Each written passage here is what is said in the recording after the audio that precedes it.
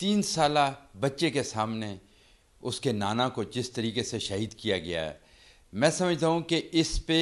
आज नाजी भी जो है ना वो भी शर्म महसूस कर रहे होंगे। भारत तमाम हदों को अबूर कर चुका है और मैं ये वार्न करना चाहता हूँ, मैं भारत की सरकार को ये बताना चाहता हूँ कि वो वक्त दूर नहीं कि आप सबको अदालतों का सामना करना पड़ेगा, इंटरनेशनल क्रिमिनल कोर्ट के सामने,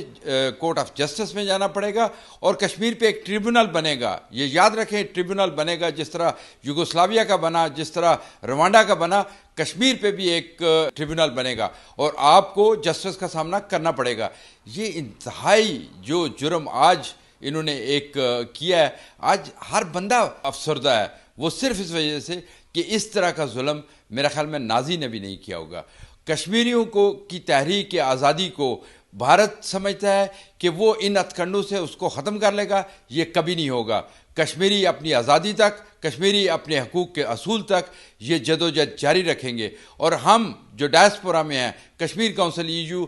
जितना भी हम कर सकते हैं, हमारा जो मेन ऑब्जेक्टिव है यहाँ पे वो ये है कि यहाँ के अदारों को और यहाँ के जो इंस्टीट्यूशन हैं उनको झंझोड़ा जाए, उनके ज़मीर को झंझोड़ा जाए, ताकि वो जो उन्होंने आंखें बंद की हुई हैं इस जुल्म पे वो आंखें खोलें। आज कश्मीर काउंसिल ने तमाम जो अदारे हैं उनको खतूत भी लिखे हैं और हम इसके बारे में अपना लाया अमल बना रहे हैं और कल से हम इसके ऊपर एक नई जो है ना स्ट्रेटजी इंशाल्लाह तश्कील देंगे। ये जुल्म अब जो है ना जारी नहीं रह सकता, ये जुल्म की इंतहा हो गई है, अब इसको ख़त्म होना पड़ेगा। मैं भारत को ये